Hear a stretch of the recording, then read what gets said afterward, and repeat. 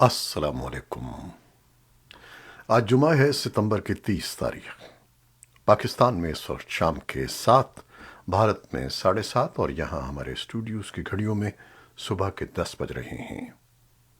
Voice of America Washington کی Urdu service سے میں ہوں خالد حمید، خبروں کے ایک بلیٹن کے ساتھ۔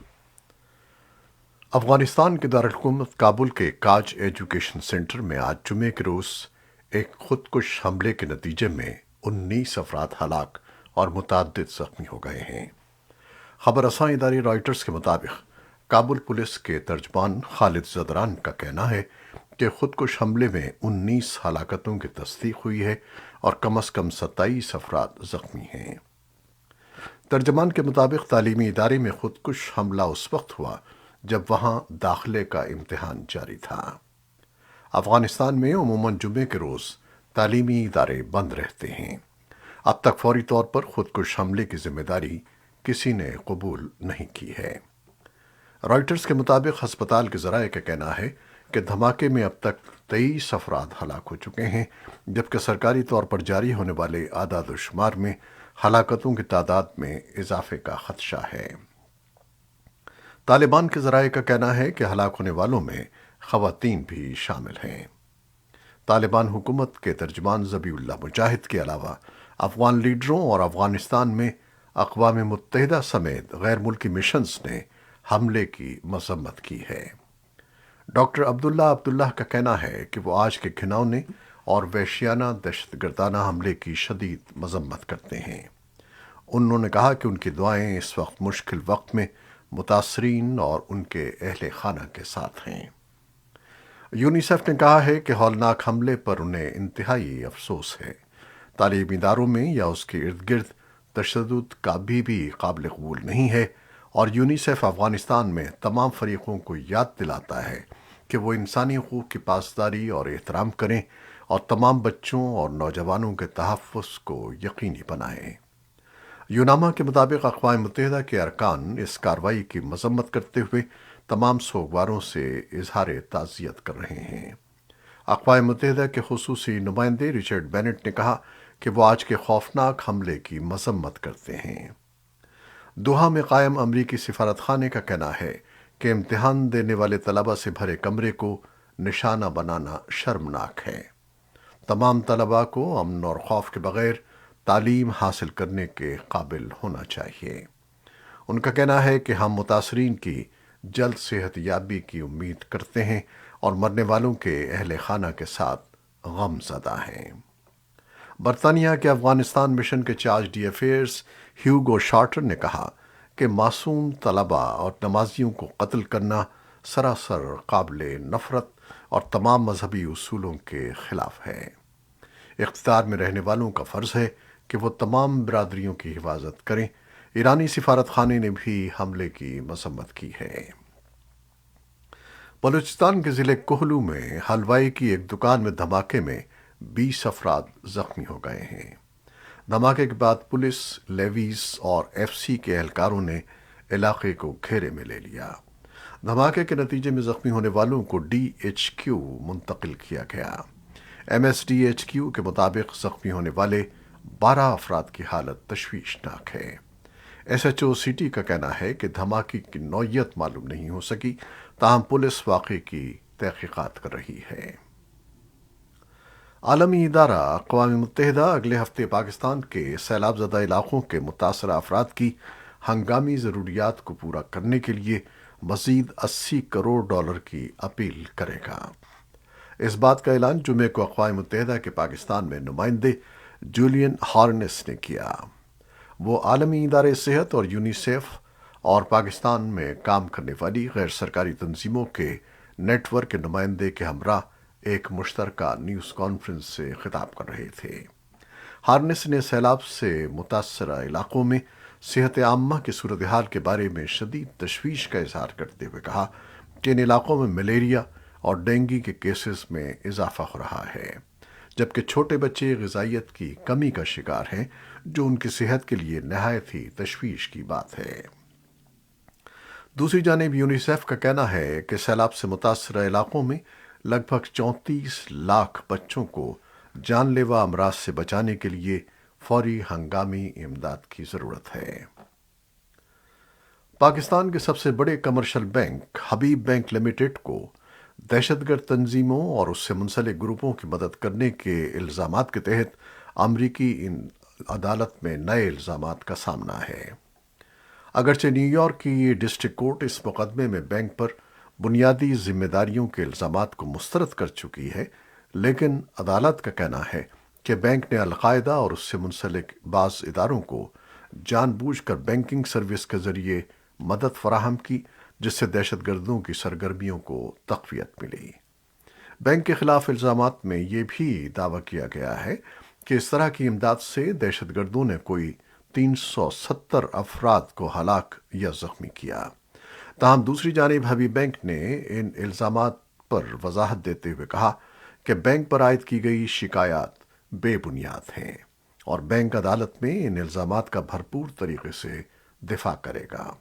بینک کی جانب سے جاری کردہ بیان میں مزید کہا گیا ہے کہ عدالت نے یہ بھی قرار دیا ہے کہ بینک پر عائد ذمہ داریوں کا جائزہ قانونی کارروائی کے بعد کیا جائے گا اور اس معاملے پر عدالت نے ابھی تک کوئی باضابطہ فیصلہ نہیں دیا ہے۔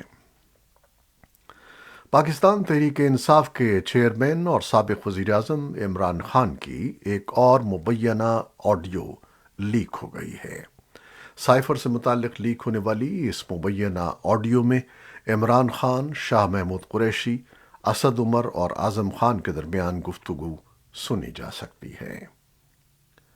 پاکستان کے وزیر خارجہ بلاول بھٹو زرداری نے وزیر اعظم آفس کی آڈیو لیکس معاملے کو انتہائی حساس قرار دیتے ہوئے کہا ہے کہ وزیر اعظم چاہے کوئی بھی ہو، اس آڈیو لیکس سے قومی سلامتی کا سوال پیدا ہوتا ہے۔ ان کے بقول دنیا بھر میں اس طرح کی ریکارڈنگز عموماً انٹیلیجنس ایجنسیاں کرتی ہیں، لہٰذا ہمیں اس کا جواب چاہیے۔ امریکہ کے دورے پر آئے ہوئے بلاول بھٹو زرداری نے وائس آف امریکہ کی ارم عباسی کو ایک انٹرویو میں آڈیو لیکس معاملے، امریکہ پاکستان تعلقات سمیت دیگر امور پر کھل کر اظہار خیال کیا۔ بلاول بھٹو زرداری نے کہا کہ وزیر اعظم شہباز شریف نے آڈیو لیکس معاملے کی انکوائری کا حکم دیا ہے، جس کے نتائج کا ہم سب کو انتظار رہے گا۔ انہوں نے کہا کہ ہم اس عمل کی مذمت کرتے ہیں۔ ان کے بقول جب وزیر اعظم کے دفتر کا معاملہ ہو تو وزیر اعظم چاہے عمران خان ہو یا شہباز شریف، اس سے قومی سلامتی کا سوال پیدا ہوتا ہے۔ بھارت کی حزب اختلاف کی سب سے بڑی سیاسی جماعت کانگریس پارٹی کے صدر کے انتخاب کا عمل شروع ہو گیا ہے۔ سینئر کانگریسی رہنماؤں ششی تھرور اور ملک ارجن کھرگے نے اپنے کاغذات نامزدگی داخل کر دیے ہیں۔ ششی تھرول کیرالہ کے ترواننتپورم سے رکن پارلیمان ہیں، تو کھرگے راجیہ سبھا کے رکن اور ایوان میں کانگریس کے قائد ہیں۔ کاغذات نامزدگی داخل کرتے وقت نہرو خاندان کا کوئی بھی فرد پارٹی دفتر میں موجود نہیں تھا۔ 17 اکتوبر کو ووٹ ڈالے جائیں گے اور 22 اکتوبر کو نتیجے کا اعلان ہوگا۔ قابل ذکر ہے کہ 22 برس کے بعد کانگریس صدر کا انتخاب ہو رہا ہے۔ سابق صدور سونیا گاندھی اور راہل گاندھی کے صدارتی الیکشن لڑنے سے انکار کی وجہ سے یہ انتخاب ہو رہا ہے۔ مبصرین کے مطابق اگر ملک ارجن کھرگے کامیاب ہوتے ہیں، جس کی قوی امید ہے، تو پارٹی نہرو گاندھی خاندان کے اثر سے باہر نہیں نکل پائے گی، کیونکہ کھرگے سونیا گاندھی کے وفادار ہیں اور انہیں ان کی حمایت بھی حاصل ہے۔ البتہ اگر ششی تھرور کامیاب ہوتے ہیں تو ممکن ہے کہ پارٹی اس خاندان کے اثر سے باہر نکل آئے۔ اور اب ایک اعلان۔ کیا آپ کے موبائل اور لیپ ٹاپ پر وائس آف امریکہ کی ویب سائٹ نہیں کھلتی؟ تو آپ ہمارا کانٹینٹ دیکھنے اور پڑھنے کے لیے ہمارے فیس بک پیج پر آئیں یا ہماری smart phone application download کریں، اور اینڈرائیڈ اور ایپل دونوں ڈیوائسز کے لیے یہ دستیاب ہیں۔ اعلان ختم ہوا۔ جمعے کے روز ایک عہدیدار نے بتایا کہ ماسکو کی جانب سے یوکرین کے مزید حصوں کے الحاق کے منصوبے سے چند گھنٹے قبل یوکرین کے شہر زاپورژیا میں ایک روسی حملے میں کم از کم 23 افراد ہلاک اور درجنوں زخمی ہو گئے ہیں۔ ایسوسی ایٹڈ پریس کے مطابق زاپورژیا کے علاقے کے گورنر الیگزینڈر اسٹارک نے یہ اعلان جمعے کے روز ایک آن لائن بیان میں کیا۔ روس نے فوری طور پر حملے کو تسلیم نہیں کیا ہے۔ روسی صدر ولادیمیر پوٹن آج جمعے کو یوکرین کے 4 علاقوں کے روس کے ساتھ الحاق کا آغاز کر رہے ہیں، اور توقع ہے کہ امریکہ کا رد عمل تیزی سے سامنے آئے گا۔ اسی اثنا میں امریکی صدر جو بائیڈن نے جمعرات کے روز عہد کیا کہ امریکہ یوکرین کے مختصر علاقے پر روسی دعووں کو کبھی تسلیم نہیں کرے گا، اور امریکہ ماسکو کی جانب سے یوکرین کے نئے علاقوں کے الحاق کی صورت میں اپنے اتحادیوں کے ساتھ مل کر نئی پابندیاں لگانے کے لیے تیار ہے۔ بحر الکاہل کے ملکوں کے رہنماؤں سے خطاب کرتے ہوئے بائیڈن نے ان ریفرنڈمز کو ایک قطعی دھوکہ قرار دیتے ہوئے ان کی مذمت کی اور کہا کہ ماسکو نے اپنی مرضی کے نتائج تیار کیے ہیں۔ صدر نے کہا کہ میں اس بارے میں یہ بالکل واضح کرنا چاہتا ہوں کہ امریکہ یوکرین کے مختصر علاقے پر روسی دعووں کو کبھی بھی تسلیم نہیں کرے گا۔ صدر نے کہا کہ یوکرین پر روسی حملہ سامراجی عزائم کے ساتھ اقوام متحدہ کے چارٹر کی ایک کھلی خلاف ورزی ہے۔ اقوام متحدہ کے سیکرٹری جنرل انطونیو گترس نے الحاق کی منصوبہ بندی کی سخت مذمت کرتے ہوئے کہا ہے کہ یہ غیر قانونی ہے اور اسے قبول نہیں کیا جانا چاہیے۔ گترس نے جمعرات کو صحافیوں کو بتایا کہ اقوام متحدہ کا چارٹر واضح ہے، اور کسی ریاست کی طرف سے کسی دوسری ریاست کے علاقے کو دھمکی یا طاقت کے استعمال کے نتیجے میں الحاق کرنا اقوام متحدہ کے چارٹر اور بین الاقوامی قانون کے اصولوں کی خلاف ورزی ہے۔ اس اقدام کو یوکرین اور اس کے اتحادیوں نے ناجائز قرار دے کر مسترد کر دیا ہے، اور اس کے رد عمل میں ماسکو کے خلاف نئی پابندیاں لگانے کی تیاری کی جا رہی ہے۔ یوکرین کے صدر ولادیمیر زیلنسکی نے جمعرات کو اپنی یومیہ خطاب میں روسیوں سے براہ راست اپیل کرتے ہوئے کہا کہ اسے اب بھی روکا جا سکتا ہے۔ فن لینڈ روسیوں کے لیے اپنی سرحد بند کرنے والے ملکوں میں شامل ہو گیا ہے۔ فن لینڈ نے بندش ایسے وقت پر کی ہے جب یوکرین پر حملے جاری رکھنے کے لیے روس کے ریزرو فوجیوں کو فعال کرنے کے تناظر میں روسی مردوں کی بڑی تعداد ملک چھوڑ رہی ہے۔ اس کے علاوہ روس نے اپنی سرحدوں پر بھرتی دفاتر کھولنا شروع کر دیے ہیں تاکہ ان مردوں کو روکا جا سکے جو ممکنہ طور پر فعال کرنے کے حکم سے بچنے کے لیے ملک چھوڑ رہے ہوں۔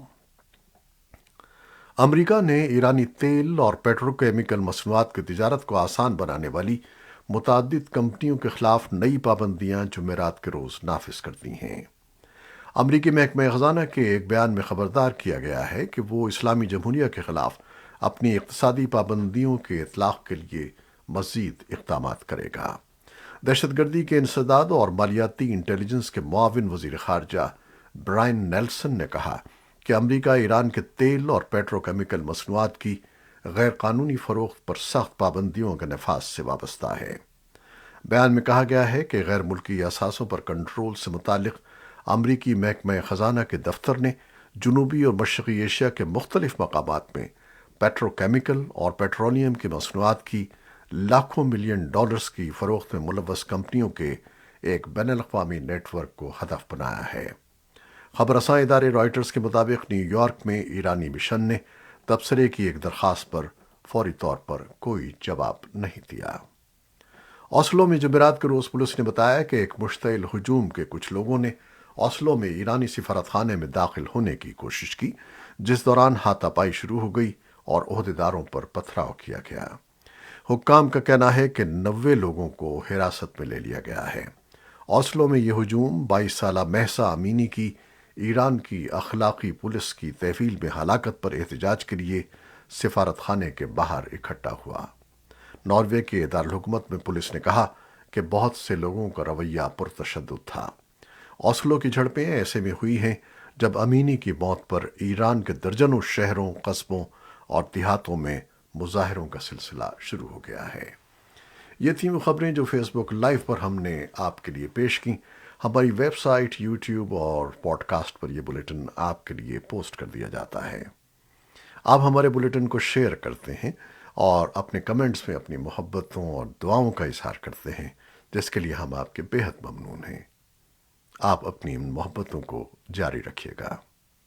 نیوز ایڈیٹر بہجت جیلانی کے ساتھ خالد حمید کو اجازت دیجیے گا۔ اللہ حافظ۔